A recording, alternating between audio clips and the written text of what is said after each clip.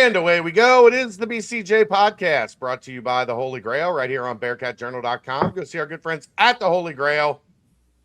They are downtown at the Banks. Anytime you are down that way, and we're just a couple short weeks from the red season getting underway, so that's the spot to spend this summer, as the Holy Grail is the best sports bar in Cincinnati. And the place to go before and after Reds home games. They've got great food, full bar, everything you could imagine. And, of course, ice cold Cincy Light on tap. 50 cents from every Cincy Light purchased goes back to the athletes at the University of Cincinnati. So support those that support not only Bearcat Journal, but the athletes at UC. Make it down to the Holy Grail as often as possible. All right, let's get this show on the road. It is basketball bye week. We haven't had one of these in a couple years, so had to adjust the schedule, get things evened out. We've got a big week coming up, Dave. We've got a very special guest tonight, co-offensive coordinator. How's that sound? Does that sound good? Yeah, sounds good. Yeah. I'll take it. And quarterbacks coach Pete Thomas joining us tonight. Nico Palizzetti will be on the BBP on Monday night. And then if all goes as planned, Court Braswell joins us next Wednesday as we start to get ready for spring football, just a couple short weeks away. Let's get this show on the road. David, how the heck are you? Pretty good. Can't complain about much. You could, but nobody would listen. It's usually how it goes. Pete, welcome in. How you doing? Yeah, doing great. Appreciate you guys having me tonight. Are you at the Aronoff? They're gonna pull the curtain up here any minute now. Just at the house, having a little baby, had to kind of get rid of the little office space we had to move some stuff around. So I'm in the kitchen right now. Love it. All right, let's get to it, man. How have things been going? Take us through the early part of the offseason and the new position, although I'm guessing it probably didn't change a whole lot for you in terms of your day-to-day operations. But how's this thing been going for you for the last 6-7 weeks? Yeah, it's been really busy. Obviously, the bowl game was the day the portal opened up, so it was some craziness that day. In the next kind of 48 hours, kind of getting back into town and setting up visits and all that stuff, and really kind of been hitting the ground running since we got back from the bowl game. And we start school really early, so we had to get guys in here as quick as possible. But it's been a great off-season program so far. Guys are working real hard with Coach Palizzetti and the coaches, and the new building's been awesome, and it's been a really, really fun group to be around. Now with the way college football is now, it's nice to have hopefully most of your team in January. I think you're gonna have the bulk of your guys in January, which is awesome. And just kind of hit the ground running, just try to build this thing, year in and year out, and get the guys ready to play. Obviously, we have another 6-7 months before we got to play, but so you got a little bit of time, but it's the guys are working real hard. It's some new guys on offense at key positions. Obviously, quarterback will be new. All the wide receivers are new. With the exception of Zion Johnson, all the running backs are new. So we're installing every day, meeting all the time. And the guys are working really hard. When you guys are, because you're obviously specific to quarterbacks, but when you're in the portal looking for a quarterback, are you looking for as close as you can to a scheme fit? Are you looking at ability more than scheme fit and saying we think this guy can do the things we do? Or kind of how do you balance the two things of knowing that we'd like to get someone who has some level of familiarity with what we do so that we are not reteaching and we aren't spending time on that element versus let's just get the best football player that happens to play quarterback and then we can teach him what we do? Yeah, that's a great question and kind of a loaded question. Obviously, we're always we're always trying to get the best guy we can find. Now, who that best guy is, there's a lot of things that determine what goes into that now, But, some of the things that we're looking for are obviously you got to be an accurate passer. You have to be able to move a little bit. And those two things are key. Obviously, not everyone's going to fit the mold of, Malik Cunningham we had at Louisville who could throw but wasn't an electric runner. Sorcery could kind of do both. And it's just kind of, there's a lot of things that go into it now in terms of the portal, why guys are leaving. The money aspect is all part of it now. So there's a lot of things that go into it, and there's certain characteristics that we look for in a quarterback, and you guys have a pretty good idea of the type of guy we're looking for. Obviously guys announced they're going in the portal, so you're doing your due diligence and you kind of have your board, and then obviously once January 2nd hit, everything was kind of, shaken out pretty quickly. So JC French specifically, what were kind of when you guys first started to focus in on him, or when his name first came across your text message desk is the old term, but when you first started watching his tape, what were maybe 2 or 3 things that you really liked, jumped out immediately, that you said this is very transferable to what we do? This is, he does these things really well, and we think he can do them at the Big 12 level. Yeah, I mean, there's a couple things. Number one, he's a very experienced player. He started, 2 years. He started 26, 27 games, which there's you can't put a price tag on that. Somebody that has been in the fire, even though it's been at the G5 level, he's, the G6 level, he has, he's played a lot of football and some high level football. And you can't replace that, and then physically he's, has a very, very quick release. He can do a lot of the RPO stuff we want to do in a very quick release, and you can tell he has a very strong arm. You see on film, he threw a very good deep ball. And then just talking to his coach at Georgia Southern, they rave about his toughness, his football IQ, and then you get him on the phone and you realize that he's the type of guy you want in your quarterback room, competing for the job, in the weight room every day. And then also, I wouldn't say he's a, true dual threat guy, like some of the guys we've had in the past, but he can move, ran for over 300 yards and 6 touchdowns last year. So it's very serviceable in that department as well. How much do you look at that? Because he didn't have the best level of protection.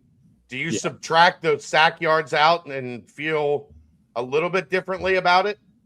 Well, it's like you're talking about, there's a lot of things that go into rushing yards. Obviously in college football, sacks count as rushing yards. So you look at why, if he was sacked, 30 times, what was the reason behind those? Was it O-line play? Was it him not getting rid of the ball? So it all kind of goes into our evaluation. But I think one of the worst things you can do is just kind of look at stats, So when we're obviously evaluating not only quarterbacks, but every player, we're watching good tape, we're watching bad tape, we're watching his, his touchdown runs, we're watching his sacks, why he got sacked, we're watching his pressure tape, how he handles, when he's hot, how he handles when he's under pressure. And then also we're looking at, the scheme and what they're trying to do. You can usually tell, obviously we don't know every single time what he's being coached, but you can usually tell how he's going to handle pressure, how he can run, how he can move. Can he make some people miss in the open field is all part of the evaluation. My novice. Oh, sorry. Go ahead. I was going to say, take us through the insane, it's a marathon, not a sprint. Getting a quarterback in the portal is a sprint. Yes, it is a sprint unlike anything else that you take us through that because essentially, if you don't get it done the first weekend, you could be in big trouble on finding your quarterback. Take us through those first 4 or 5 days of the portal as a quarterback coach, and knowing there's some twists and turns and whatever, but you've got to be ready to have your guy in place by Monday, or else you could be in big trouble. Yeah, and not only as a program, but also helping recruit other players when you got to get 5 wide receivers in the portal. one of the first things they ask is who's going to be throwing me the ball, But yeah, it's pretty hectic. Obviously, you have your board going into the portal, and you're doing your due diligence, and you're talking to a lot of different people, and putting feelers out, and agents nowadays are all kind of part of it. And then this year it started shaking and moving while we were playing our bowl game. So we were in a little bit different situation than some other people. I mean, we're playing our bowl game, and other people are having quarterbacks on campus, and we weren't able to bring them in until, Saturday or Sunday. But yeah, you better have your board, and you better be ready to execute, at a very rapid pace when stuff starts shaking. And then also you got to try to get these guys on campus first, because a lot of these guys, if they visit somewhere and like that place, they're going to commit. And so you can kind of feel where guys are leaning based off where they're committing first. And then these players, they also know where they stand on your board. I mean, you can only bring one quarterback in first on a visit. And if you're not bringing in a guy first on the visit, he's going to know that, he's not the first guy. So there's a lot of moving parts that go into it. But obviously it is all hands on deck to get a quarterback when you need one in the portal. When I was once we kind of found out that JC was your guy's target and he was visiting and so and stuff, I tried to watch as much as I could. I'm kind of the football guy here. I like the X's and O's of it. I thought Georgia Southern was extremely RPO driven and very horizontal in their passing game. With you guys, you still run plenty of RPO, but I'd say you run much more of a pro style passing game with 12 and 13 personnel. Yeah. Is that like, do quarterbacks see that and go, I want to be a part of that kind of offense coming from what he came from, not from like a purely protection standpoint, but when you have to bring in those bigger bodies, it makes the defense shift. And I'm looking at him as, like you kind of mentioned it, he's not a Malik Cunningham or even really a Brendan Sorsby. I would say he's more of a elusive, I'll run when I absolutely have to, but they ran a ton of keep with him. And I feel like with their offensive line the way they were, like him in your offense with his skill set, I feel like could flourish a lot more because of the way you will build it around him, especially with 2 and 3 tight ends at a time. Does he see that? Do you guys talk to him about that? Was that maybe somewhat of a driver in a mutual connection there? Yeah. There were a lot of things, obviously, at Georgia Southern. They're great coaches, and they put up offensive numbers for a long time. But he likes a lot of the things that we do as well. Obviously, the last year we ran a lot more RPOs than we have in the past. Sorsby and some of those other guys that we had out wide were part of that, and obviously that is going to be part of our offense this year. But like you're talking about, we do a lot of, pro style play action, deep passes, kind of some of our progression read is very NFL based right now. And I think quarterbacks nowadays, I don't think they don't want RPOs 85% of the game. They like dropping back and passing. They like play action passes. They like, your deep over routes. They like your deep dagger concepts and different type of things. And I think that's something that JC and some of these other guys and even some of the wide receivers, I think they are very intrigued about. They're not just lining up on the left side every time at the tick marks and running a deep choice route every time. We're going to move people around. We're going to put, our quarterback, we're going to put our wide receivers in the best situations possible. And obviously over the next 6 months, we have time to figure out what they do best. How do you, I know it's early, you're doing install and I don't even know if you're even doing that at this point. You'll do that in the spring with all these new guys. And how do you think, from this standpoint, being that it is February, will you might have less RPO because of Sorsby leaving, JC coming in, but how do you think, will the offense structurally feel and look pretty much the same, or do you guys see maybe some potential tweaks, that you'll be trying out this season? Yeah, I think, obviously Coach Satterfield's been calling plays for, 20, 25 years. So it is his offense. He's an offensive play caller. But every year you're going to look back and kind of figure out what you do well and what you didn't do well last year. So obviously the past couple of weeks we've been doing that, and we know that. But now it's okay. What do we want to do to make our offense better, okay, in terms of coaches and what we think is best? And then we got to find out what these guys can do. So the base of the offense is going to stay the same, but that other, 30 to 40% could look drastically different based off of what our quarterback can do, what these wide receivers can do. Chad, you got anything? Yeah, I'm just letting you cook. No, go ahead. For people that don't know, how much do they get to work together at this point in time?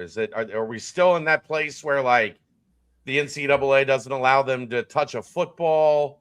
What does it look like getting up to the start of spring ball? Yeah, so the hour rule is still into effect, but they have changed it a little bit with being able to touch a football, which is nice. We can work with them a little bit, which is nice.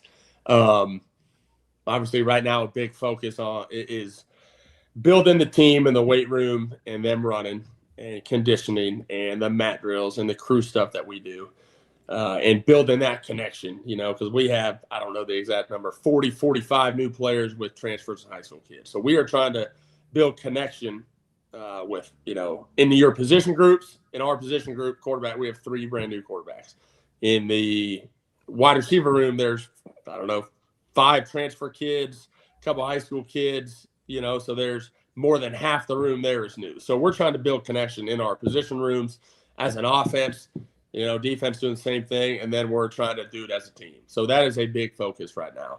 But we're still part of the hour rule, so you're a little bit limited there. That's why so much is voluntary and voluntary meetings, voluntary stuff on the field. Obviously, Samaj, JC, Liam, they are leading throwing sessions with the wide receivers. They're leading walkthroughs with the wide receivers, tight ends, the whole offense. So we get a lot done as much as we can, obviously with kind of staying in the limits and stuff, but there is a little bit more leeway nowadays, which is nice. As a quarterback, how much did you love the old days of you can't touch a football in the winter? Yeah, we talk about this all. It's changed so much in the last 4 years, Yeah. Let alone when I was playing 15 years ago, back in the day, you'd show up and hit a little upper body lift and, 15, 20-minute throwing session, called a day, so it's changed a little bit now, for coaches and for players for sure. Speaking on the other quarterbacks, kind of take us through a little bit, Samaj, the progress and what you guys felt he accomplished from, let's just say, this time last year to now, and then Liam O'Brien coming in as a transfer, and then Brooks Goodman as a freshman. What did you like about those two guys, and kind of how they acclimated themselves inside the program? Yeah, so Samaj is going on his 3rd year in the program, and obviously you guys have been around. Super, super talented kid. Can run, can throw, can do it all. Very, very physical runner. You guys saw that in the bowl game.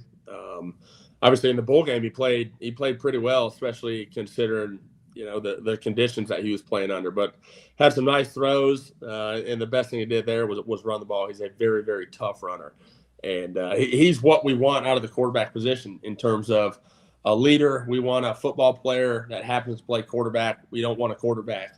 And he kind of embodies what we want at that position. So obviously we are expecting him to take a big jump. And this is a year to do it. Year 3 is when it happens a lot for these quarterbacks. And then obviously it's a open quarterback competition. So he kind of feels that extra sense of urgency right now that this is a very, very big spring for him. And he knows that. But obviously we love having Samaj in the room, and he does a great job for us, especially in all the offseason, workouts. Then we got Liam O'Brien from Penn. Very, very, very smart kid. Obviously, he's graduating from the Wharton School of Business at Penn next year. And he's really, really excited to be here. Obviously in the Ivy League, it's a little bit different. Academics is a huge part of that. So he's excited to just kind of dive all into football. And he's picked it up very quickly. Obviously, he had a really good year last year at Penn, so we're really excited to have him in the quarterback room as well. And with the crew stuff we do in the off season, JC, Samaj, and Liam were all voted co-captains, which was pretty good. Kind of speaks to their leadership ability and how they work. There's only 12 of those on the team, and all 3 of them were co-captains, which was awesome. And then obviously Brooks Goodman got here in January. And we love Brooks, man. Been recruiting him for a while. Very, very talented kid. Obviously, a little bit unique situation with him, kind of pushing back his enrollment. He didn't play anywhere last year. But we're really, really excited about Brooks and his future here. So, got those 4 and really excited about the quarterback battle this spring and see how it all shakes out. What can you tell us a little bit more about these wide receivers that are new? I mean, we know people are maybe not as familiar with Gio because he sat out, but yeah, with the new group of guys, what kind of inside info can the quarterback coach give us? Yeah, obviously the returning guys we got, Isaiah Johnson, we need him to take a massive step forward this year in the slot. He showed some really, really good playmaking ability last year, kind of started in the Kansas game for him. And he had a great he had a great guy to learn from and play behind in Cyrus. And then you also got, Isaiah, you got Isaiah, then you got Gio and Elijah Jones coming back, expecting big things from those guys. Elijah obviously going to year 3 in the program, Gio going on year 2, and we feel really, really good about those guys. And obviously we got 5 new transfer wide receivers. Giovanni from Oklahoma, big physical dude, put up great numbers 2 years ago at Arkansas Pine Bluff, I believe, and then transferred to Oklahoma, got hurt a little bit, but he's a big physical dude that hopefully can make the contested catches and third down when you got to have it. He can be that guy.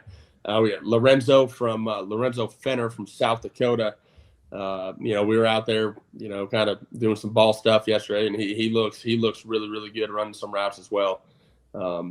Taller guy can, has some movement skills that we're really interested in, and looking forward to seeing him.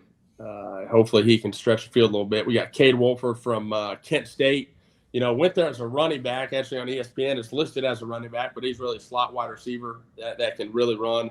I don't know his exact yards per catches, but it was up there in the country. He can fly. So really looking forward to him in the slot, hopefully being able to move him around in the backfield, maybe do some motion stuff with him, which would be awesome. Malachi Henry is we think just a very, very reliable receiver, very mature kid. Dad's a high school football coach. So really excited to have him in the room. And then obviously we got Flynn from Colorado School of Mines, who he's coming off an injury from last year, but he's another very, very tall kid, kind of looks like Alec Pierce out there. Hopefully he's, almost as good as him. We'll see, but he's a big, tall kid that can really run and, very smart kid, obviously very, very tough school he went to. And, he's not full go right now because of his injury. But the thing I think we've really done at that position is we've gotten bigger at that position. Some of these DBs we're playing the Big 12, some of those corners are 6'2", 6'3", and if you're smaller out there, it can be really tough. So that's something we really focused on, in the portal and then also in the high school classes, getting bigger at the wide receiver position. So we're looking forward to figuring out what they can do, because obviously a lot of them look good right now, running routes, catching the ball, but what are they going to be able to do when there's a defense out there and it changes a little bit? Any offensive, they could be skill guys, they could be big guys. I don't care. You can pick, but they kind of maybe, whether they were freshmen or redshirt freshmen or even redshirt sophomores that haven't seen the field a ton yet, that you guys have been really impressed on, whether it was just their work they did during the season or now in the off-season program, that you're excited to see what they can do in the spring and then hopefully carry that over through the summer and into fall camp. Yeah, obviously the ones you guys know about the offensive line, that is the key piece to our offense, and they are studs, and they are going to make our offense go this year. But to specifically answer your question, I would say Zion Johnson. You know, the couple snaps, the 4 or 5 games he played last year, starting the Utah game, he really showed something. And obviously, he's our only returning running back this year in the running back room. But he is a guy that we are very, very excited about. He knows the offense. He's a tough kid. He's very smart. He can catch out of the backfield. We are very, very excited about him and to kind of see what he can do. What's the relationship with you and Nick? I know you've been working together a long time. Is he, you know, I'm the run game guy. Like you get over there with the quarterbacks. You know, yeah, obviously he's more run oriented. I'm more pass oriented. But you know, obviously he's got some pass ideas. I got some run ideas. But obviously we work really, really well together. You know, he's known Coach Satterfield since, I don't know, 2003, 2004, something like that. And then when I got to App State in 2017, I was a graduate assistant. He was a QC. So we've been working together for probably a decade now. Obviously, we work really, really well together. We know what Coach Satterfield wants and when he wants it. But on the flip side, we have our own ideas too, and you know, are going to do some different things, you know, just organizationally and try to get the whole offense just more together, all on the same page. So obviously, you know, we're really excited about, you know, our new titles and kind of that extra responsibility. And it's been great so far. So looking forward to, you know, seeing how it plays out the rest of the year. There was a narrative last year, fair or unfair, struggle against man coverage. Yeah. How much of that was Nebraska, Utah, and Arizona were not good pass defenses. They were great pass defenses, 3 of the top 10 passing defenses through most of the season in college football. How much of that was just strictly, look, we played a couple teams that were really good playing man-to-man and really good at their style. How much of it do you think you can sit down and break down on tape and say, here's where we need to do better? How much do you recruit to the problem? You talked about getting bigger, more physical at wide receiver. What's the breakdown when you go back and look at that, because there were the struggles against those 3? Yeah, no, that's a very fair question. And obviously something that we've taken a hard look at. And there's a lot of reasons for it. You know, Nebraska, that was a very, very weird game. Obviously, going into it, we didn't know exactly what they were going to do. They had a brand new DC in game 1, which can be tough, you know. And they did a lot of different coverage variation in the back end. And Nebraska was actually not. The issue was not man coverage in Nebraska. It was we just didn't execute that game. Some bad reads, some drops, just different stuff like that. That game was not really man coverage. Utah, that is what they're known for. They are really, really good at playing man coverage, and they challenge you every single snap. And we hit some big plays on Utah, obviously. You know, their All-American corner, they benched him because Cyrus Allen had 2 massive plays and 80-yard touchdown. But just consistently, we did not make the plays. We got down for different reasons, and man coverage, we did not play well against it, obviously. There was a lot of things that we could have done differently as coaches looking back. You know, probably going to be a little bit different stuff this year. And then we just, you know, didn't put our players in the best positions that game. And then on some of the stuff that we didn't make the plays. The Arizona game was not really, you know, stats wise, it was man coverage, but you know, we had some guys open that game. And just didn't make the plays. And then Sorgey's 2 interceptions that game was not man coverage. So all part of it, obviously. There are some different things that we're looking at doing against man coverage next year and kind of working on this year, and kind of doing some deep dives this spring on some of the best passing offenses out there and how they attack some man coverage, see if there's anything we need to do different, you know, formationally, motions, some stacks, some bunches, and just kind of seeing what we can do better. But it's a very, very fair fair observation. We were not as good against man coverage last year as zone coverage. But on the flip side, we're also pretty good last year against man coverage. BYU's man coverage team, we threw for the most yards, I think, maybe that they gave up all year. Maybe not. It was up there. So we also did some really good things against man coverage teams as well. So when you Skeletor here has a question, Pete. Thanks for the $5, Skeletor. If they pay, they get their question asked. That's just, Oh, $5. Okay. There's the $5 donation. There's good. the question. Is there really a QB competition? If JC French is coming here and will be paid, we don't know how much he's getting paid. I haven't seen his 1099. There's no way he's riding the bench. What would a coach say to that? Of course, there's a QB competition. Obviously, we're bringing JC here in here for a reason. He's played a lot of football. He's shown he can play football at a high level against some very, very good teams. But, yeah, he's got to go out and win the job. And we're going to play the best guy that gives us the best chance to win. Obviously, JC has a very good chance to be the guy, but he's got to go out and win the job. I tell everybody thought Samaj Jones was going to win the backup job last year. He didn't win it. So, we're gonna play the best guy that gives us the best chance to win. So, I hope that answers Skeletor's question. I think it's a wonderful answer, Coach. in a similar vein to what Chad was asking about man coverage, I know you guys try to do self-scouting. It's probably very hard to do it in season. Your game planning, I'm sure you have analysts and stuff, and that they're doing a lot of that and trying to get you out of tendencies. And guys were showing this too many times in these last couple games. We're making it too easy for the defense. Now that when the season's over and you can truly self-scout, was there anything that you guys noticed offensively that really did kind of make you go, we got too reliant on that. We need to, mix it up a little bit more there.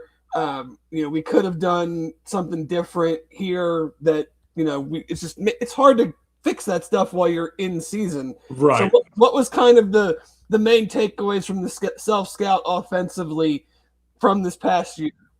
Yeah, I think one thing that we want to do different, this year is mix up tempos a little bit more. I like that answer, Coach. I thought you guys were the best when you went tempo. Yeah, and I think, after the first 2 years here, obviously your offenses evolve after every single year. And going into this past year, it was, okay, what do we want to do different? And it was, okay, more tempo, more RPOs, let swords lead, let the guys go to work. And it worked. I mean, we scored over 30 points a game. We were 7th in the country yards per play, 24th in red zone, blah, blah, blah, all that stuff. And it worked. And we were very, very good at it. Obviously, we need to see how good we are at it this year. But we need to mix it up. Obviously, we can't. In today's world, you can't just go tempo, tempo, tempo. You can't. Eventually, you're going to get caught. Eventually, there's going to be some games where it's not working. You're not throwing the ball great. You're not running the ball great, whatever it may be, and you're going to put your defense in bad situations. So the new tempo is kind of mixing it up, where 10 years ago, it was all right. It was all about how fast you can go, which is still great. We were really good when we went fast last year. But it's not only just that. You got to be able to go fast. You got to be able to give an illusion that you're going fast, freezing, getting in the best play possible, whether it's run or pass. You got to be able to huddle up, shift in motion. You got to be able to huddle up, do our sugar huddle, burst out of the huddle, snap it quick. So those are all things that we are talking about and working on this year, this offseason, that going back last year, as good as we were in tempo, and we were really good at it, we think we can mix it up a little bit more. Is there any – did you guys look at – I don't know if I'm even being accurate in saying this, the staticness of the look because you kind of mentioned it a little bit earlier with some motions and more unique formations. Are you guys looking at potentially getting more into the You did felt a good bit early in the season, and then maybe kind of went away from it a little bit with kind of the orbit motion and just motion in general, moving guys around, giving your quarterback some better pictures and making the defense flex a little bit more than last year. Yeah, and that's a great question, and it kind of ebbs and flows throughout year to year. Kind of who you're playing, what you want to do. It's certainly personnel driven with what you have. Personnel You're not driven, do something if your guys aren't comfortable. Yeah, we were pretty good at tempo last year, so it's like, hey, let's let Cyrus Allen, let's let Jeff Caldwell, let's let them line up, let's let Sorsby see it and distribute the ball where he wants to. The year before, we were slower, we were shifting and motioning. So there are different things you can do. But the worst thing you can do as an offense is just go slow, no huddle, but not using tempo and going slow and just lining up enough formation and running that. And we didn't do that a ton last year. You either got to go tempo or you got to change the picture for a defense because defenses are too good nowadays. So it's really got to be one or the other.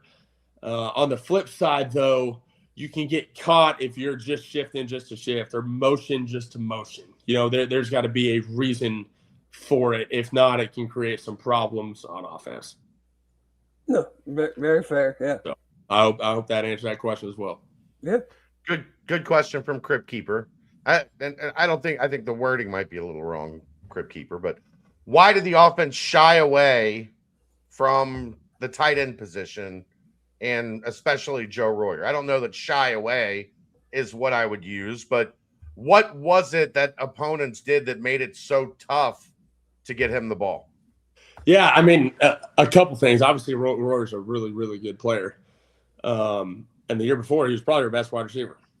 And he led us in, yards or catches or something. Well, we were really better around him last year. And we didn't run as many plays last year for whatever reason. So, the ball was spread out more this year than in previous years when it was, in 2024, ball was going to Joe Royer or Xavier Henderson. This year you had Royer, you had Cyrus, obviously, who ended up having an unbelievable year. You had Jeff Caldwell, Goody had a great year. Noah Jennings did some good stuff. So the ball was spread out a lot more this year. And we didn't run as many plays this year, so we didn't have as many opportunities. And then also with some of the stuff we were doing, it was more with some of that tempo stuff, some of the RPO stuff, some of the past concepts we ran this year. The defense really dictated where the ball was going to go instead of, I'm not, Sorcy's first year was I'm throwing this ball to Royer no matter what. So a couple different, reasons for that. Dave? I'm Coach has answered all my questions.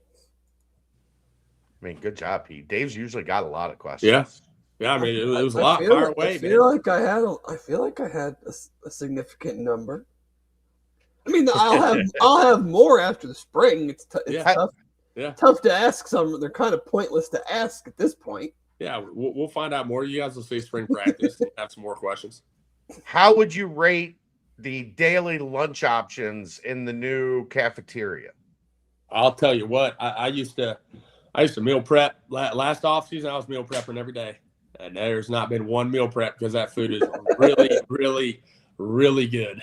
So since we got back from Christmas break, it's been incredible. Do you have to watch? They do a good job keeping it healthy, or yeah, you gotta watch? They've done a great job. Breakfast, try to stay away from that now. Just get some fruit, some hard-boiled eggs. Try to stay away from the bacon and biscuits and all that stuff. And then lunch, they usually have some sort of grilled chicken breast or salmon. So try my best.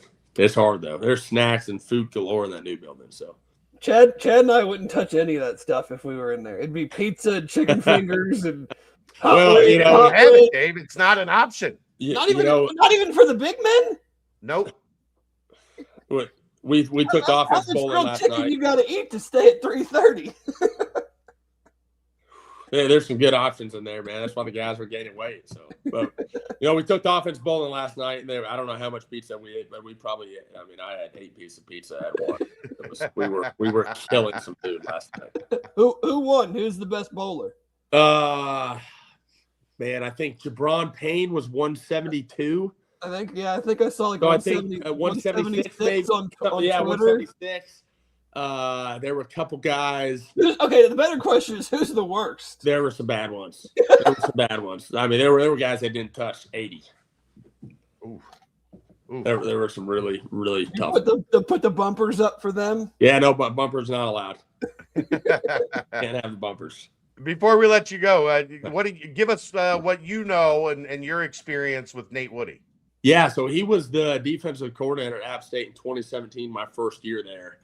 And then he got the Georgia Tech job. And, I have not coached with him since, but obviously knew him from then. And, with Coach B. Brown at Louisville, they would always stay in touch. And then our first year here. So I've known Coach Woody for a while. Obviously don't know him as well as he's, a lot of these other guys. But he's known for really, really good defense. And he's going to put pressure on the quarterback. He's rushing 4, rushing 5 most of the time. Obviously, there are times you're going to drop 8, but most of the time he's putting pressure on the quarterback.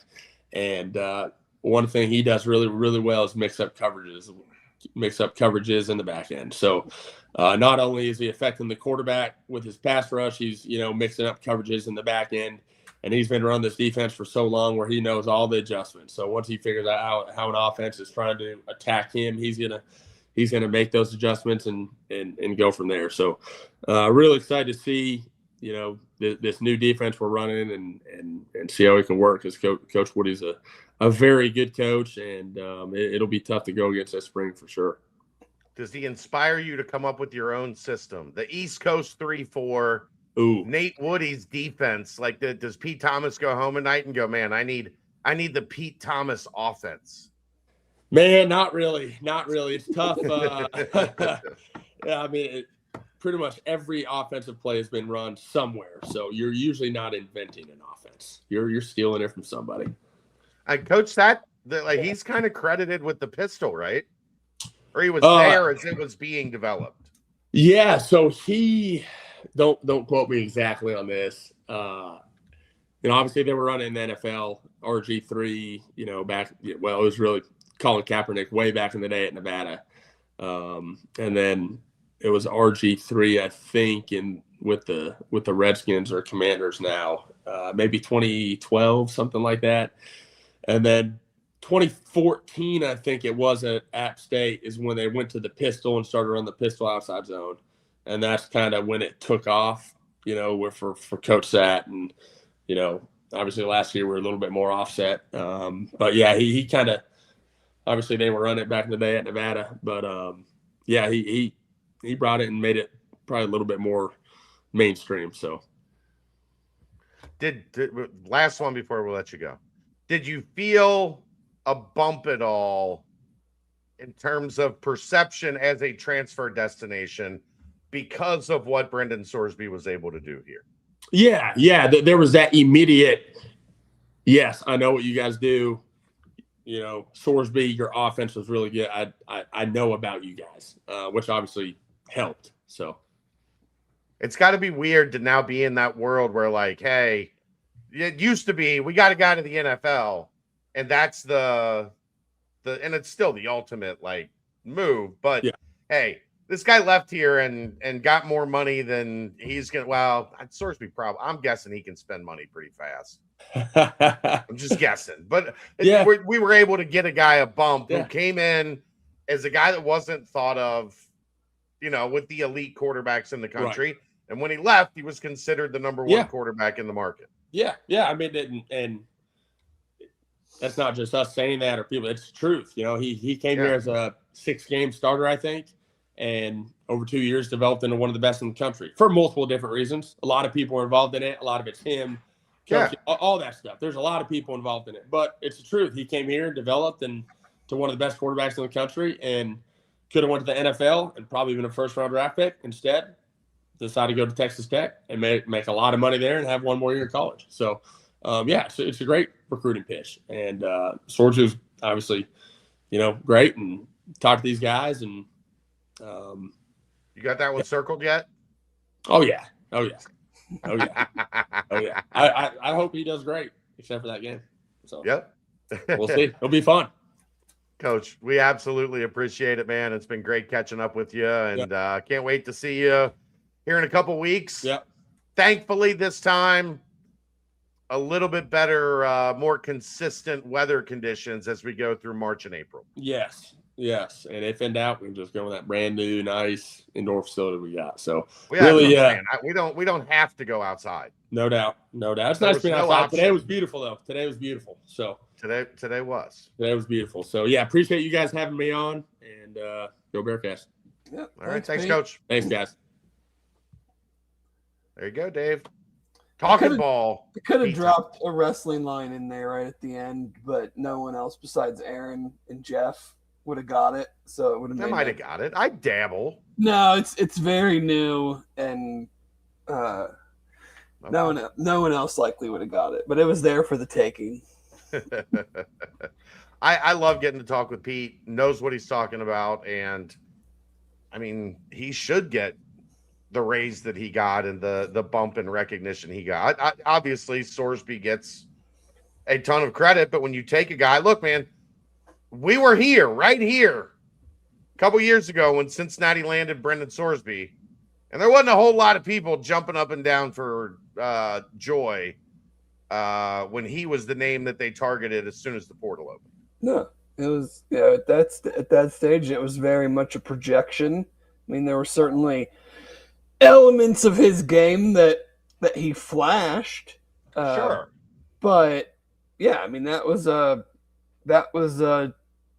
traitsy projection type play, and I think it was, it's never going to be enough even for me. Like, I'm out, leading the charge on some of these things, but like to say that Brendel wasn't wildly successful would just be mad that he decided to go somewhere else. I mean, Pete mentioned several of the marks that the offense put up last year, and even through their struggling moments and bad games. I mean, it's very hard to be top 10 in yards per play and have some of the lulls that they did in game or for a game, and and still be able to be a 7+ yard per play or whatever it ended up being offense. So Brennan was a huge driver in that, and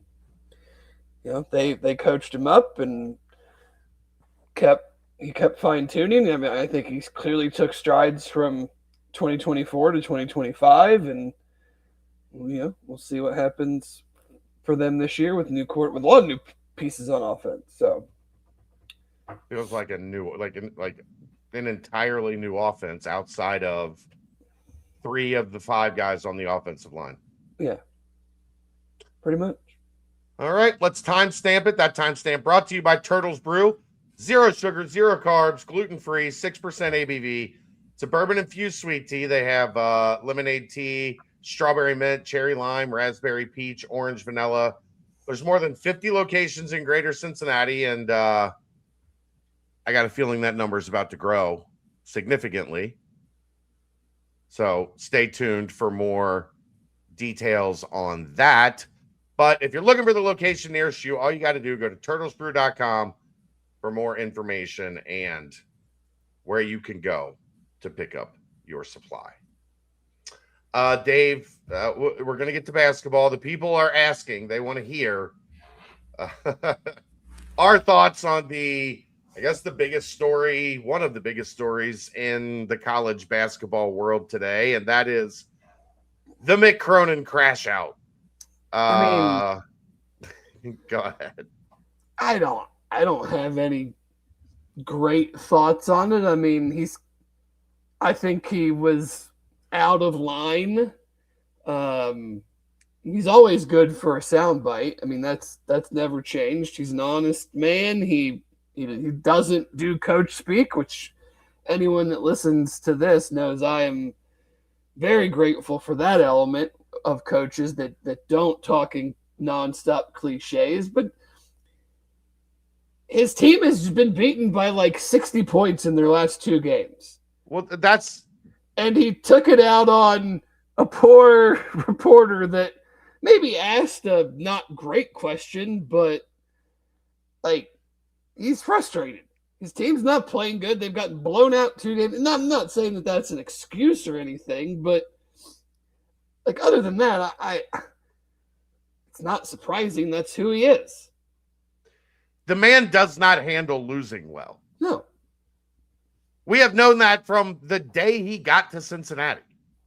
Like, you knew after a loss when he was coming in, you better be locked and loaded on your question. Because if it wasn't airtight, Mick was going to snap on something. He was looking for something to snap about. I mean, I think it's totally silly. And I didn't watch the videos.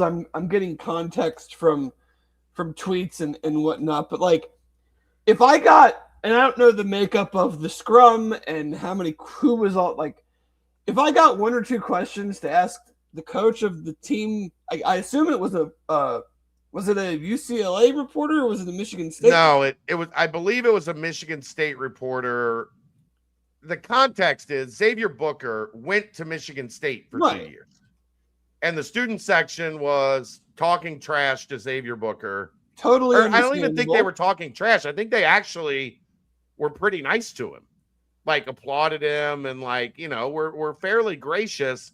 And I think the reporter who has to write a story was just looking for a quote on Xavier Booker's return to Michigan State. Yeah. And I can understand. I just think, like, the way the question was maybe framed about the ISO and whatever, like, know your audience or know the person you're asking the question to, and 2, read the situation. Like, that might be what you're going for because you want to get an idea of Xavier Booker's return, but framing it in this way that the reporter did, asking about the student section, like, and Nick answered it the way, I'm not saying I would have answered it the same way, but, like, do you think that the guy who coaches UCLA, who just lost by 30, gives a single solitary shit about the end zone?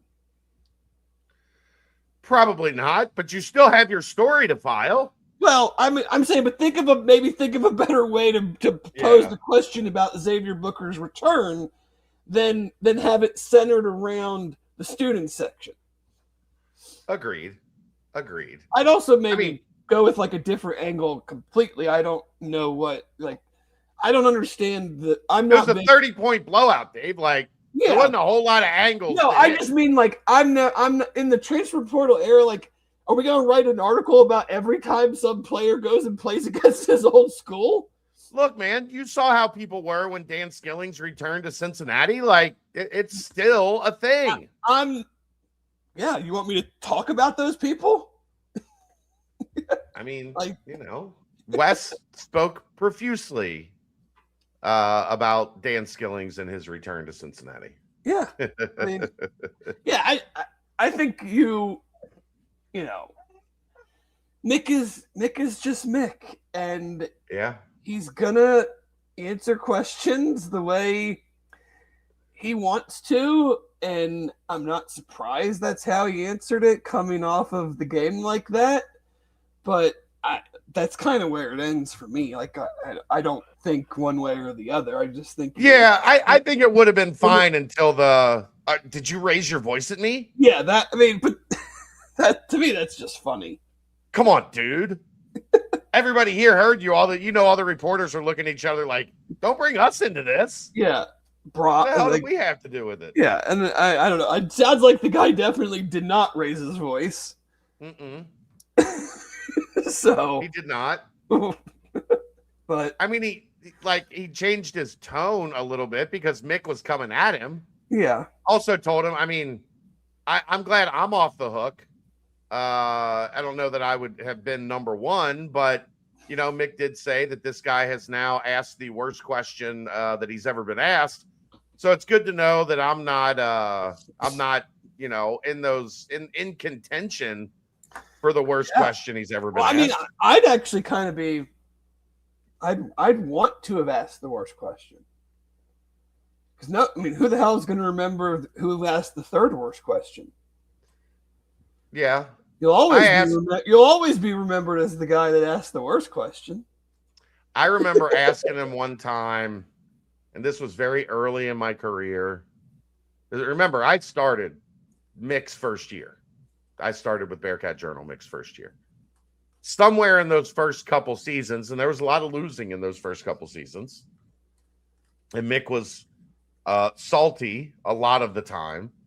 I think I asked something along the lines of like, when I phrased the question, I phrased it totally. Like I was asking to get crushed. I asked like, fans are talking about da-da-da-da-da, whatever it was. Oh, that immediately he probably was like, I don't give a single F about what the fans are talking about. Yeah. But the fans, I'm trying to win games with my team. I'm not worried about what the fans are talking, blah, blah. It would have been. Which is hilarious coming from him because he's very he's the opposite of Luke Fickle. I live under a rock. Mick was, I hear everything, and I don't really care to say that I hear everything. So he did get on me once bad for that. But I knew, like, coming out of a loss, like, have one or two questions that are very direct, very specific, that would let him get to the point that he was going to get to about that game, and then just get the hell out of the way and let somebody else draw the ire of Mick in a post-game setting, because that man does not lose well. Like, he just doesn't. Nope. He's the epitome of hates losing more than he likes winning. He's been miserable after wins. Really miserable after a loss. The other thing with kicking the player out, like, and I guess the kid that he fouled out on that play. Yeah. Whatever. I mean, I'm fine. Like, yeah, I'm all for coaches that are willing to see that, like, yeah, he's on my team. I coach him. I like him, but he did something he shouldn't have done, and I'm not going to pretend that there's no repercussions for that. Right. And the people will be like, oh, he's showing up his play. Well, his player knows not to do that.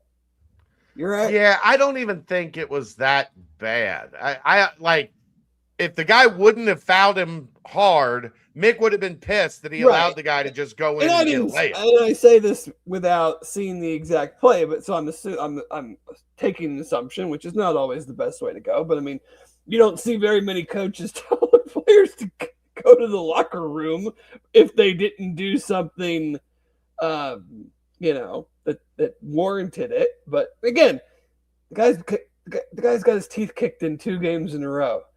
He's going to be a very angry. Probably do some stuff that he might look back on and go, yeah, that was kind of dumb. Joe, we haven't mentioned Wes Miller one time, so great, good. Mick is a better coach than Wes. Thanks for pointing that out. I don't think any of us would have ever thought of that had you not mentioned it. That's my best Mick. Just trying to do a little Mick bit there. I don't know. I could dig up some of my mentions from 5 years ago, and people would have were telling me otherwise. 7 years ago, but yes. Yes. But once the current coach was there. Yeah. Would Mick have been fired at Kansas State? For what? For this tirade? Probably not, because they're not dog baby terrible. They're just having a really bad week, and the player that they paid a lot of money to is kind of stunk this year. And Kansas State's AD would have fired. Like, what Mick said was far more egregious than the Jerome Tang thing. Like, I don't think Jerome Tang even said anything. No, I don't either. Crazy. His team quit in that game against Cincinnati. They quit. They had no energy, no effort, like no They right now. You make yourself look kind of silly when you say stuff like that because you're the guy that brought them in and you're the guy that coaches them. Mhm. So ultimately, yeah, it makes you look bad. If you're up there saying essentially my team quit, well, then I'm sitting there on the other side going, yeah, that reflects leadership, coach. What is going on?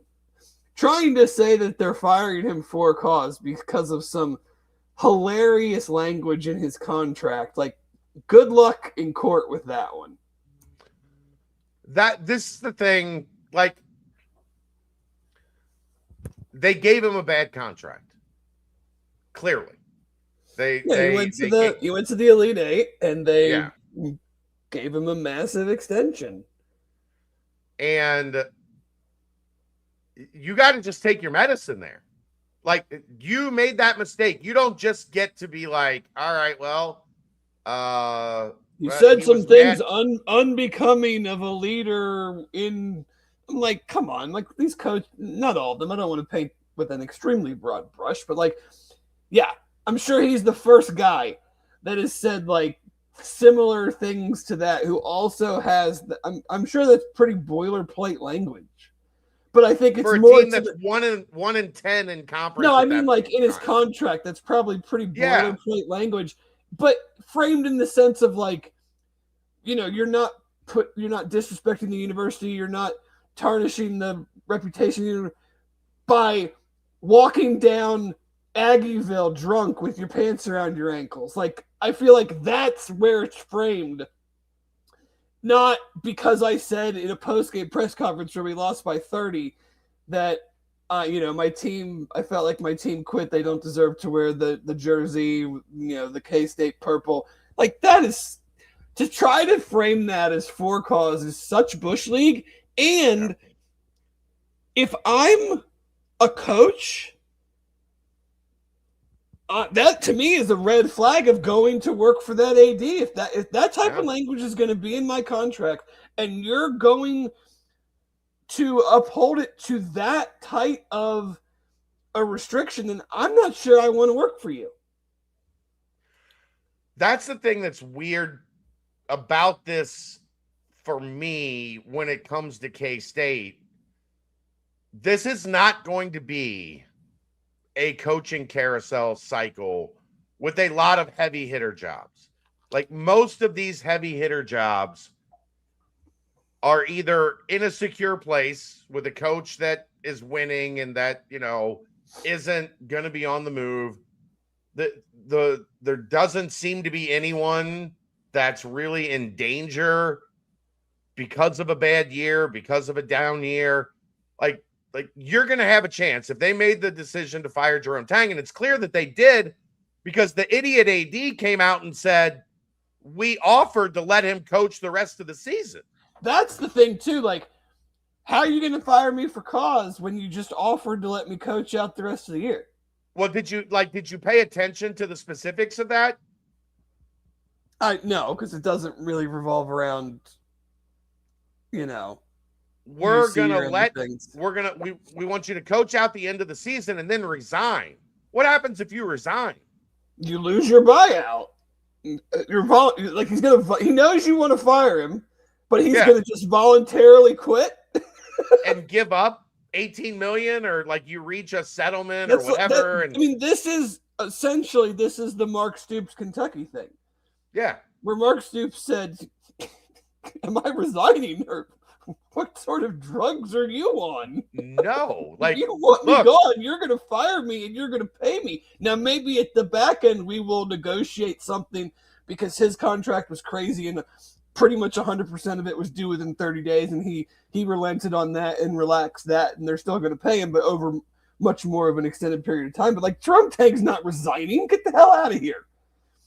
Yeah, that just silly. Just all of it stupid. All of it, this could not have been handled worse by Kansas State. Because, look, that's a place, they pay their coach a lot of money. Well, I'm wondering... They pay their roster a lot of money. Chris Kleiman essentially quits.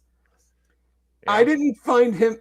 I don't think he's that old. Now, maybe he's just in this frame of mind that, like, I don't want to do this whole NIL thing at Kansas State, coming from South Dakota State, and I'm just kind of done. But now you've had your head football coach resign after a very odd up and down season, and now you're firing / asking for cause / asking your basketball coach if he wants to coach out this season, then resign.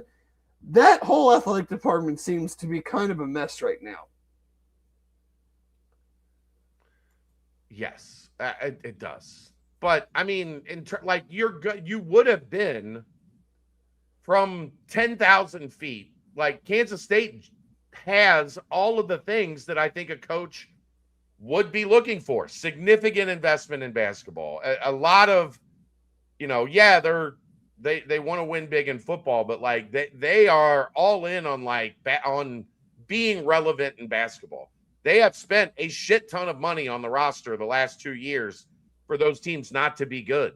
Yeah, the Coleman Hawkins dude, they paid it out the ass for $2.5 million when nobody was. I mean, that was a standard number this past offseason, but 2 years ago, that was like 100% increase of what the market kind of had him at. Yeah. So, but now, like, if I'm an agent, I'm very leery. Are they still going to get a decent coach? Probably, but like, you're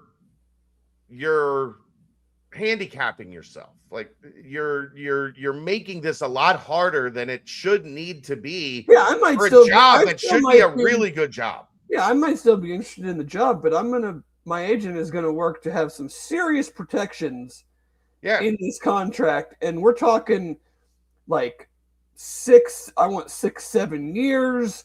I want, guarantees within, the first 4 or 5. The buyout doesn't really drop in the first 3 or 4. I mean, I'll be interested in your job because it's a Big 12 job and you will invest in basketball. And if I get it right, it'll be right. But you guys have shown me from an administrative standpoint over the last year that I'm not sure you know what the hell you're doing. Yeah. And Jared, thank you. On the bright side, I stand corrected on my P4 bottom feeder comment, K-State Wolf. This is what I've been trying to elaborate to people through the entirety of this. Now, there did look like a point going into the conference schedule where if somebody would have told you UC had 2 conference wins with 5 games to go, it would not have been that far-fetched of a thing to believe. December, early January, we were playing the over-under like 5.5 conference wins, and I was like, under, baby, like hammer. So. And Aaron was convinced for 6 weeks in the conference, 5 weeks of the conference schedule, Cincinnati wasn't going to win more than 2 games. They're at 6 with 5 to go, and some of these things look kind of winnable now. JT Toppin, done for the season at Texas Tech.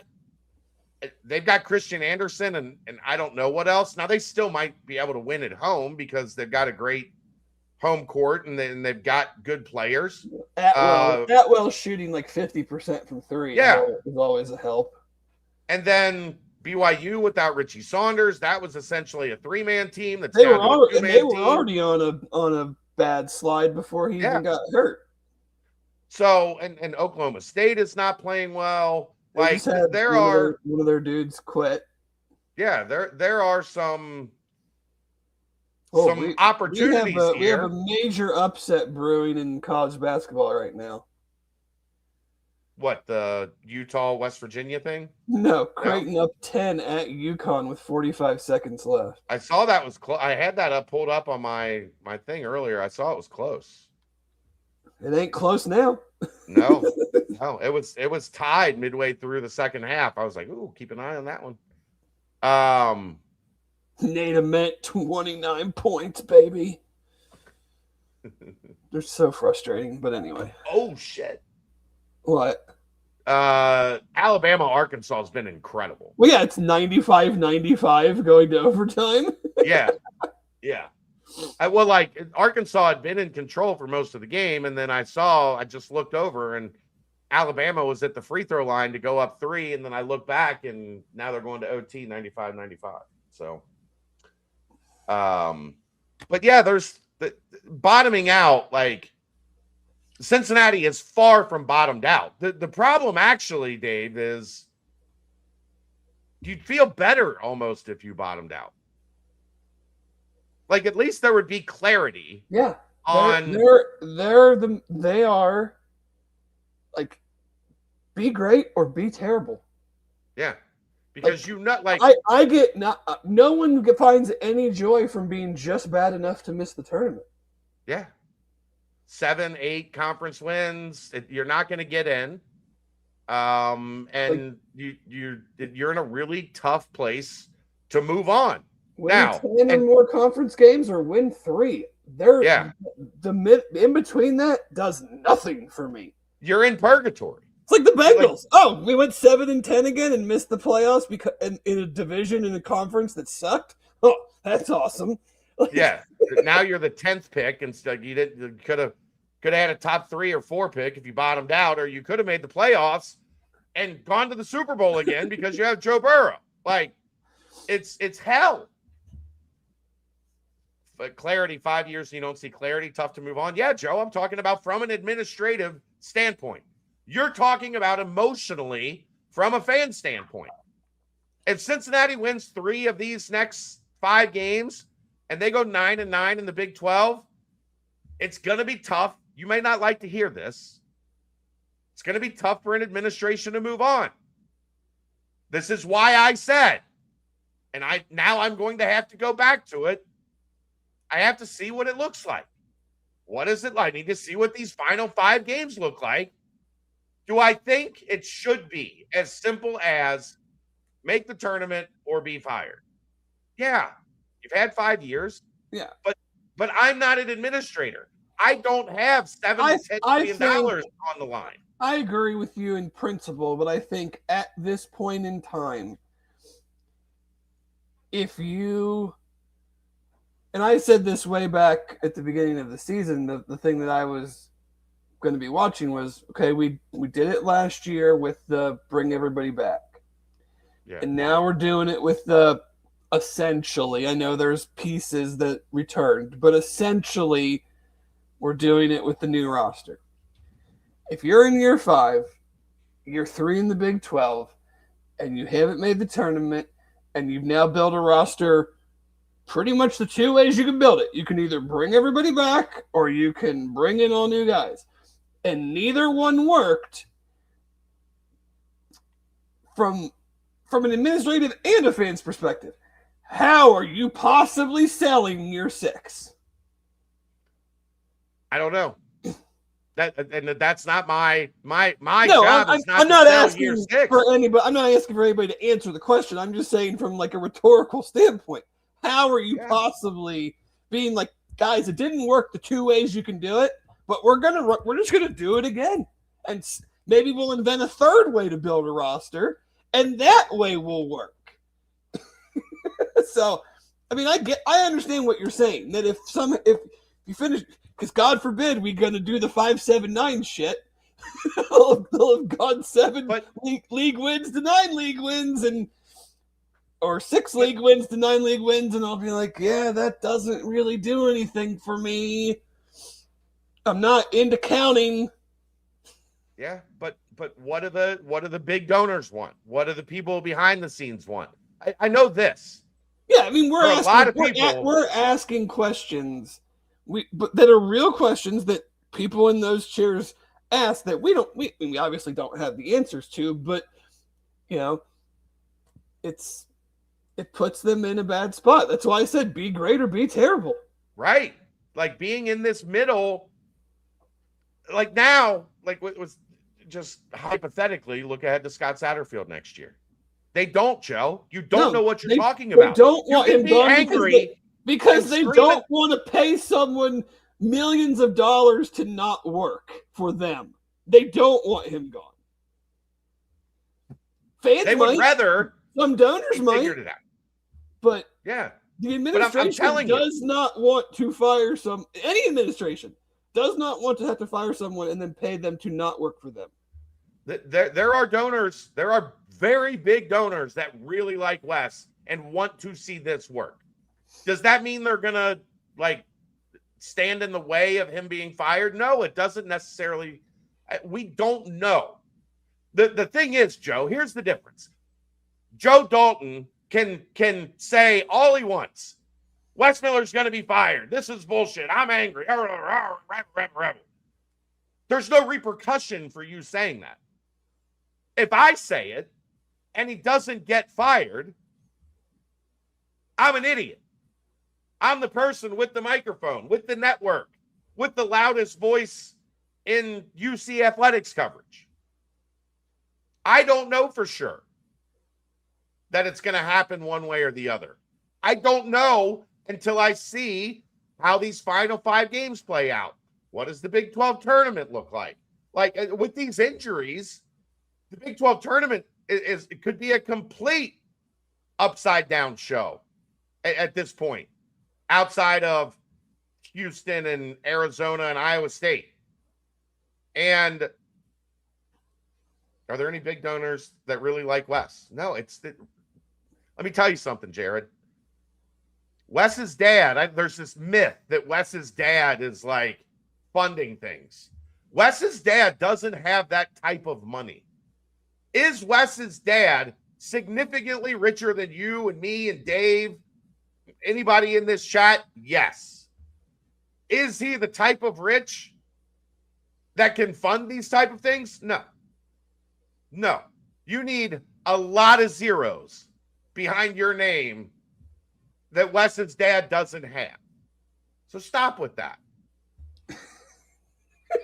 That's my favorite comment in a while. Thank you, Thrifty Hippopotamus, for that. Yeah. I'm covering the team from a reality standpoint. There's not emotion involved in any of this because guess what? Wes gets fired. Wes doesn't get fired. My job doesn't really change. Things keep moving. I keep covering the team. I'm not going anywhere. I'm here. So it doesn't matter what my opinion of this thing is. I'm telling you, they keep winning. This gets back to cloudy. Well, I think we had gotten to a point where we thought we knew what was going to happen, and the path was pretty clear. That path looks a lot different now than we thought it was going to look 6 weeks ago. The administration obviously wants it to work. They don't want to pay someone to not work for them. Boosters that have given these programs a lot of money want it to work because they want to feel like they already know they're not getting an ROI on their investment from a true one-to-one standpoint, but they want to at least feel like, okay, my money went to something good and we're back in the tournament and things of that nature. So, but I'm just from my viewpoint, it's going to be very hard for me to comprehend a year 6. Yeah. Regardless of how if the regular season and the Big 12 tournament ends and Selection Sunday comes and we are March of 2019 from our last NCAA tournament game played, and I know I'm not going to be alone in that standpoint of, yeah, I know it's not comfortable, but you can't sell me on a year 6. I'm not saying I disagree. Big money comes to Bearcat Journal if Wes does get fired. Yeah, guess what, guys? Wes comes back for year 6. It's not going to be great monetarily for Bearcat Journal because people are going to be pissed. Whatever. Hotboard 1.0 is a big driver of funds for BearcatJournal.com. So it behooves me for there to be a coaching search, but I'm not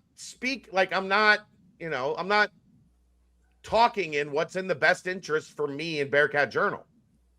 I'm trying to realistically talk about what I'm seeing. Yeah, I mean, and I what's can happening. say what I just said, but I can also put myself in the shoes of an administration as well. Now, if I'm in their shoes and I've watched what's happened, and while raw numbers maybe increase, I mean, let's be real. If you just picked games from the last 3 seasons and dropped them into each of the 3 seasons, they don't look a whole lot different. And I guess that's kind of my like overarching point is how can you give me a year 6 when years 3, 4, and 5 pretty much look the same? The only thing that was different was you moved around a lot of the parts on the roster, but you really didn't change anything from a results standpoint. Yeah. Agreed. Yeah. Like so. I'm with you. I'm not saying what I'm saying. No, I know. I'm just talking to the people listening. Yeah.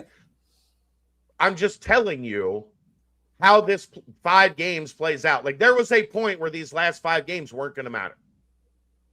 Now they do.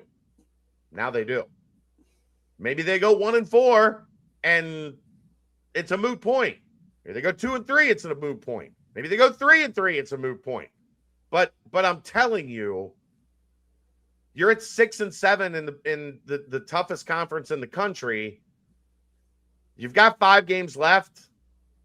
The odds, I mean, you've got 3 really tough road games. Kansas, Texas Tech, although like we said, Texas Tech just got a little bit easier.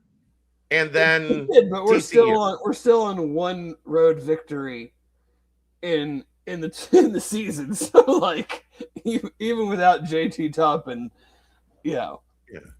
Joe, I don't have to sell you on anything. Yeah. I wouldn't even try because I wouldn't be trying to sell you on it because I wouldn't be the one deciding to go in that direction. So like my sales point pitches are null and void because there would be no sales pitch. That's not for us to do either. So I try not to worry about stuff and spend time on stuff that I don't have any control over, or I will not have to come up with a plan on how I'm going to sell this. Not my job to do that. That's his job. If he brings back Wes, he's going to have to talk to the people about why and how and what this looks like. I'm sure it will come in a finely crafted email. Probably come here on this show. This is where he likes to talk to the people. Maybe I'll be able to make it this time. I'm just saying, like there is a scenario now that looks a lot different than where we were a month ago. Yeah, I still think it's a very threaded needle scenario. Sure. I don't think not zero. I'll just say it's not 0%. I thought it was very close to 0 a month ago. But I no longer think. I mean, shit. They got to go on the road and win a game against a team that is 40-0 on Big Monday and 15-0 when both teams. It's not Big Monday. Right, but I'm still saying you still got to go into that situation. Like, come on. Like as long as Buddy decides to play, even if he doesn't, I mean, yeah. But no. They play tomorrow. Kansas? No, they play tonight at 10. Let's see. Peterson has 13 points in 10 minutes. So I think he's fine right now. He's playing 7 minutes. Like a 3-on-1 off. Is this the 3rd game? Is he going to sit for the? I don't know. In 7 minutes, he scored 13 points on 4 of 4 from the floor, 3 of 3 from 3, and 2 of 2 from the free throw line. Yeah, Cincy toughness. I can't answer your question because I don't know how. Yeah, I don't want to, but I'd almost pay $1 to find out because it would be entertaining to me. But I then wouldn't want to deal with it after the fact. So right. Like if you think this is a foregone conclusion without knowing how this next 3 weeks plays out, you're fooling yourself. you're fooling yourself. Like, you're just emotional as a fan, and that's fine. And that's what fans are. I mean, yeah, that's not the world I live in. You somehow win at Kansas, Texas Tech, and BYU. You still might not make the tournament because your non-conference was null and void, and you still had 2 losses to West Virginia, and they lost to UCF, and but you would have a resume with wins over Iowa State, Kansas, Texas Tech, and BYU. Yeah, so which would only make us even more angry, right? And make me want to blow it up even more that you had those 4 wins and still couldn't make the tournament. Right. Any reason why Buck got 6 minutes against Utah? Coach's decision. Wes decided not to check him in. He's tired of playing 4-on-5 on offense. Joe, if you still can't understand what I'm saying, like, maybe this isn't the podcast for you. Like, if you're looking for somebody to just be angry and yell into the microphone. I mean, we could suggest some other ones, but that's not here. Like, if you want to hear what's actually going on inside UC athletics, this is where you go. If you don't like it, that's fine. You have to present. I mean, we can present multiple sides of something. It doesn't mean someone has to agree with it, but right.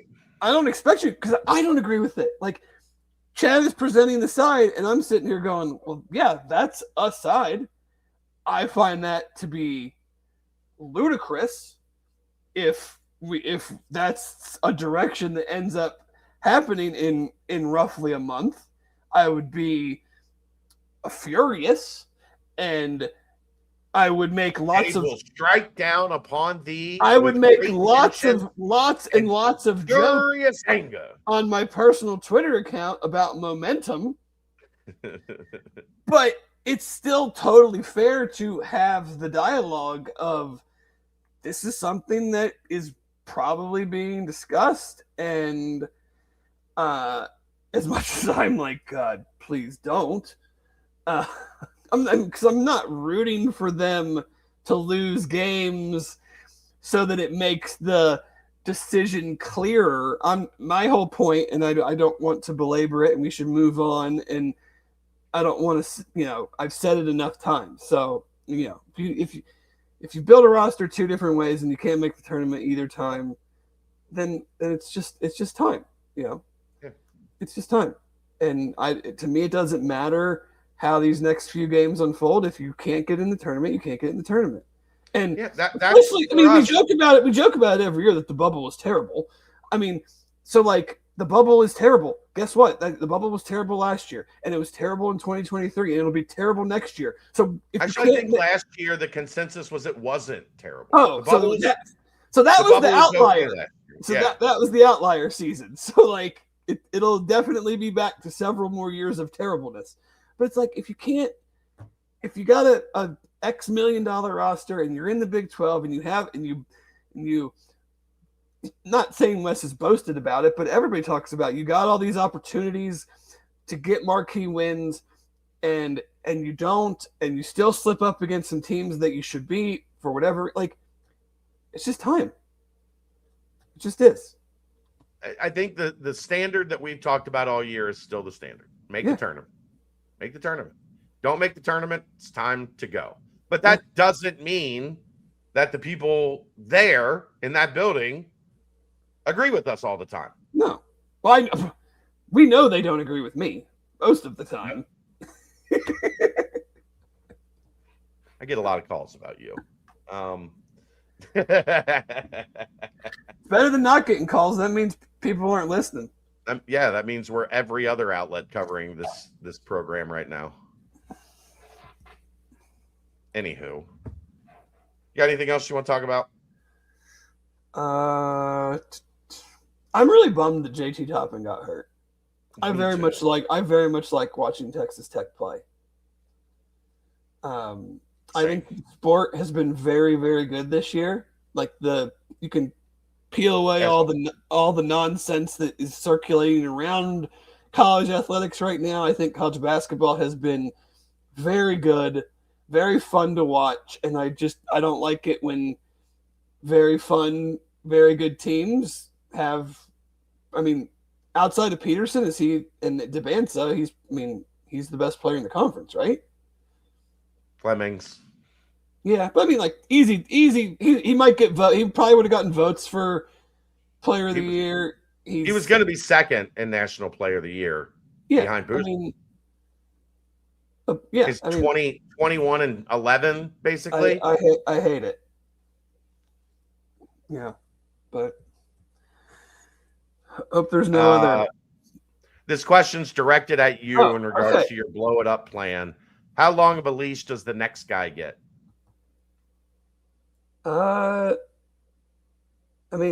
Probably 5 again. Like, what are you gonna tell the next guy that you have to make the tournament? You're gonna sign him to probably what? 5-6 years. Somewhere between a 5 and 7 year contract.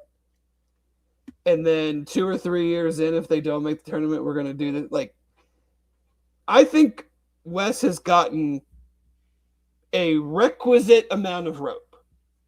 I don't think. I maybe would have made a move after last year, but the financials of it were very restricting, and you gave him the opportunity to do the roster rebuild a different way, and to this point, it hasn't worked out the way that I think most people would have hoped or thought it would. And there's obviously circumstances involved in there that lead to that, but it's a bottom line business. You either win or you lose. I'm not really concerned with the machination of how it happened. Dudes get hurt. Like, it's sports. If every coach was able to be like, oh well, I didn't have all my guys because then no one would ever get fired, because you could always find a team that was like, oh, it had players hurt.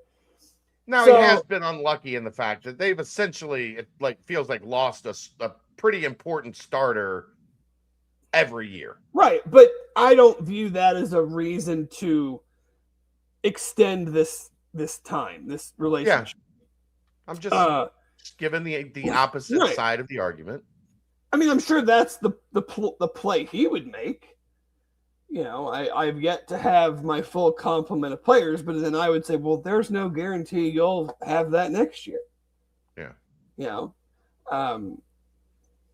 So it's just very hard to say. I mean, you're in a different circumstance. Wes was not hired into the Big 12, so now you have a coach. You would be hiring a coach fully understanding of what going into the Big 12. What the money is there. You have an athletic department that is in a different place financially than when even joining the Big 12. Who say a move is made after this season, they will have a different amount of cash flow coming in than when they entered the Big 12 with Wes. There's just a lot of variables in it that it makes it hard to just say, if they don't make the tournament, year 4, we're doing this all over again. But I would say realistically, like year 4, year 5,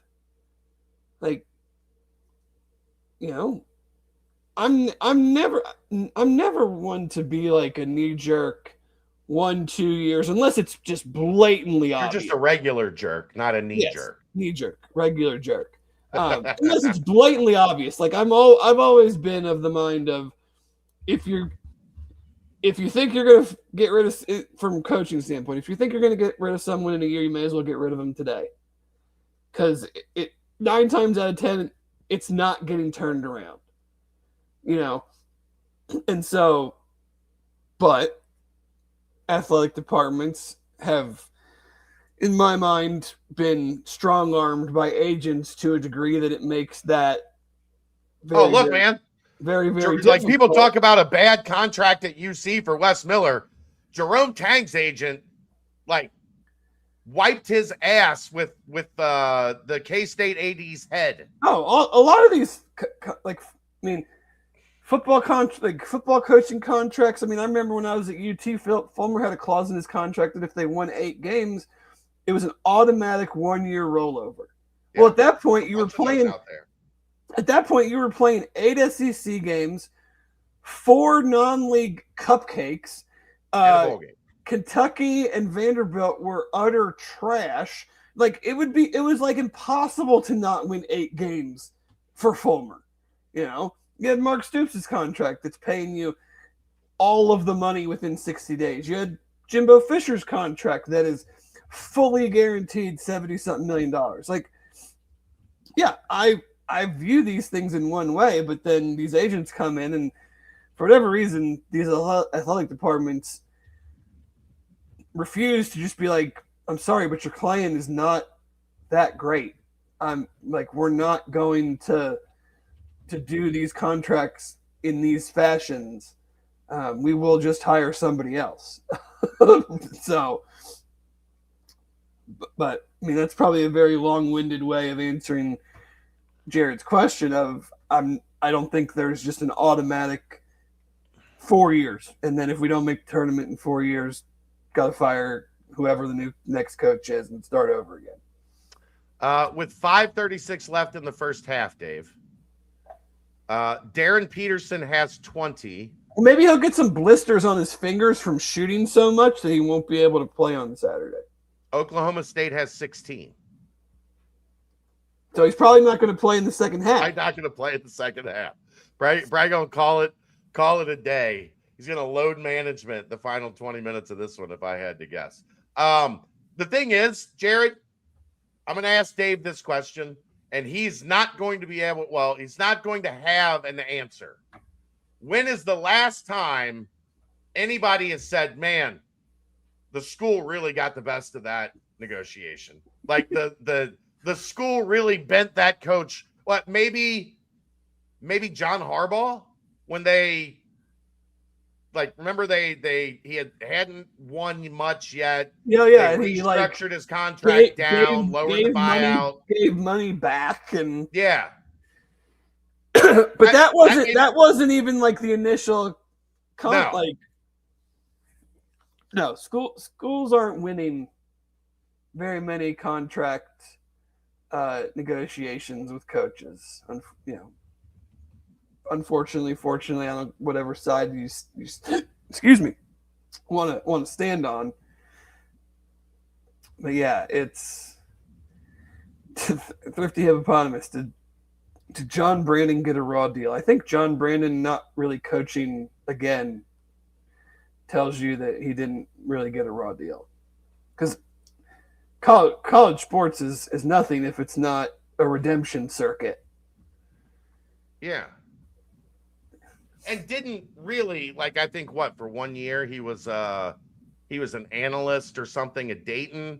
Yeah. Hasn't been an assistant, he's essentially blackballed. Even if it's not like official, like there's nobody lining up to get John Brandon back into coaching. No. That should tell you what you need to know. I mean, a lot of guys have gotten second and third opportunities. Yeah. He seems to have not, which would tell me that, yeah, probably a reason. Just to be clear to people, like I know people, they get emotional. They hear me saying this, they flip out. Oh my God, they're not going to. Oh my God, it would take something that I don't think is going to happen. Like I think it would legitimately 4-1, 5-0. Well, no, you go 4-1 over this stretch. Like you probably are on the bubble, if not on the right side of the bubble, because then you'd be at 10-8, 10-8 going into the conference tournament. Yeah, which doesn't.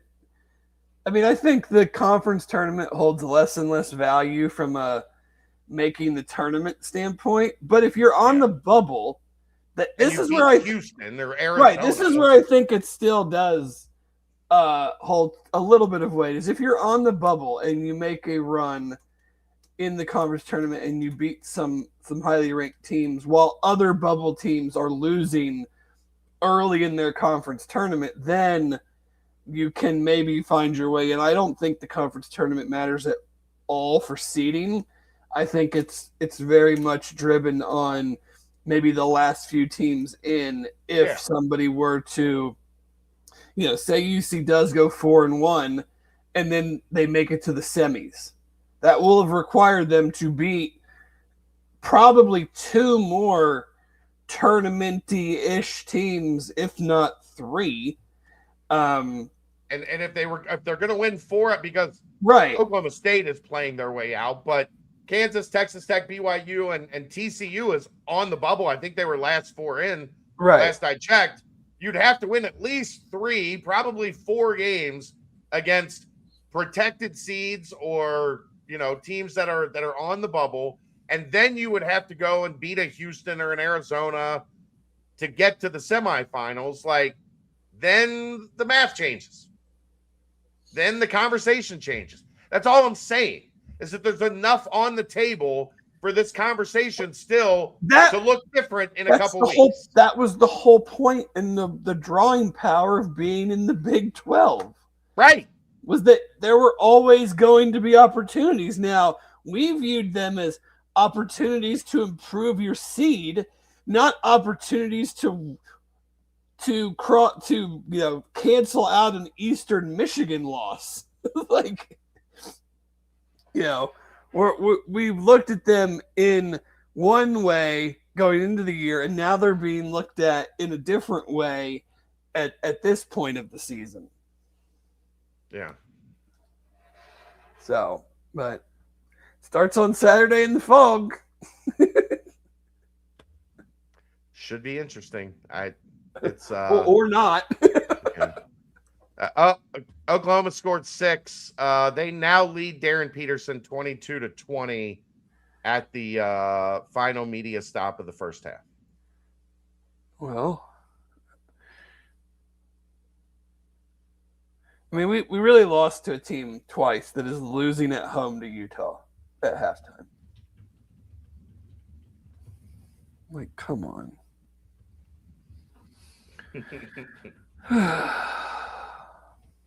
Anyway. Yeah. We're a baseball school now anyway.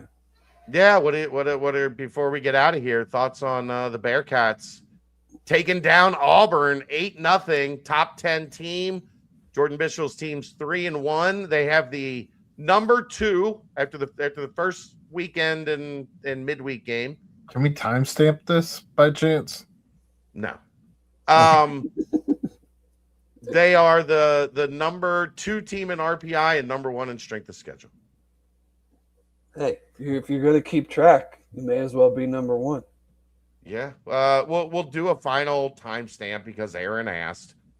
Turtles Brew, 6% ABV, 0 sugar, 0 carbs, gluten-free, bourbon-infused sweet tea. They have lemonade tea, strawberry mint, cherry lime, raspberry peach, orange vanilla. More than 50 locations in Greater Cincinnati. To find where you can pick up Turtles Brew, all you got to do is go to turtlesbrew.com for more information and the location nearest you. But look, Dave, if you're going to have a great season, and I think everybody is on board with Jordan Bischel and where the baseball program is heading, you got to get one of these. You got to put that on your resume. We went to a midweek game, which means not one of your premier, you're not throwing your premier starters. You're going into their house. You should be at a significant disadvantage, and you beat them 8-0. Yeah. That's a big old feather in Jordan Bischel's cap. Yeah. I mean, my fellow Italian with 3 hits, he's not quite yet you gotta do some more before you get the Enzo Amore tweets. But we're getting there.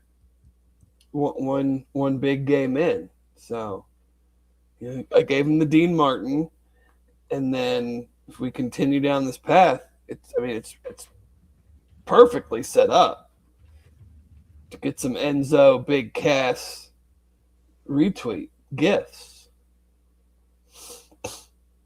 Jordan Bischel's, and the just last night alone, That's the point of Bischel Ball. Auburn, defensively and pitching, they could not handle the pressure. And the dam didn't break until late in that game. It was 2-0 in the 7th? Well, 6th or 7th? 4. They scored 4 in the 9th. Yeah, I think it was 2-0 going into I think it was 2-0 going into the 7th. No, 3, because Enzo had the hit in like the 6th or 7th, and then But in college baseball, that's not, especially to an SEC team. I mean, that's right. That's a couple walks and a 3-run homer, and we're all tied up. But they just keep applying that pressure and keep applying that pressure.